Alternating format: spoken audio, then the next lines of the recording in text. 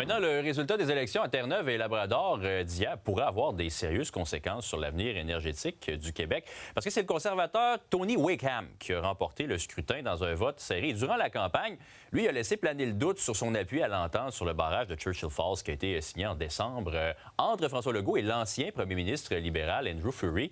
Jean-François, du côté de Québec, pour l'instant, on reste assez confiant. Oui, quand même. On sait que Tony Wakeham a parlé de cette entente-là pendant la dernière campagne électorale, a dit qu'il voulait notamment avoir une enquête indépendante pour savoir si Terre-Neuve avait trop donné, en fait, au Québec dans cette entente de principe qui a été signée en décembre dernier. On sait également que ça a quand même été critiqué par d'autres anciens politiciens, notamment du côté de Terre-Neuve, Danny Williams, qui était l'ancien premier ministre, qui, lui, a dit qu'on donnait trop au Québec, encore une fois.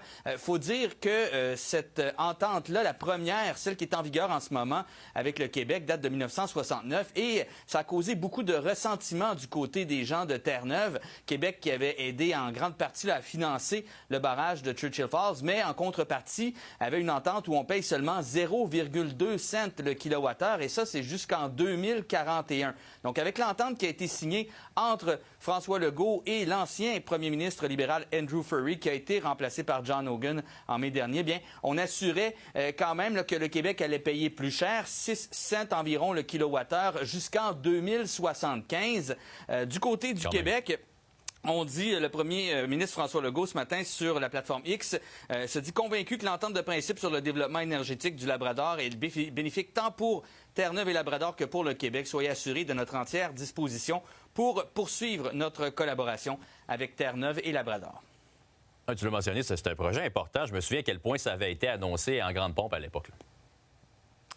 Oui, parce que pour le Québec, là, ça signifie quand même de s'assurer d'avoir accès à des kilowattheures de plus. On parle de 7200 kilowattheures par année, ce qui est quand même assez important. La construction, en plus d'un nouveau barrage à Gull Island, un deuxième barrage à Churchill Falls, améliorer les installations aussi. Donc, pour le Québec, c'est important. Mais pour Terre-Neuve aussi, là, on parle de quand même 225 milliards de dollars d'investissement pour une province qui a des problèmes financiers en ce moment. Donc, il y a des avantages, comme le dit le premier ministre, pour les deux provinces.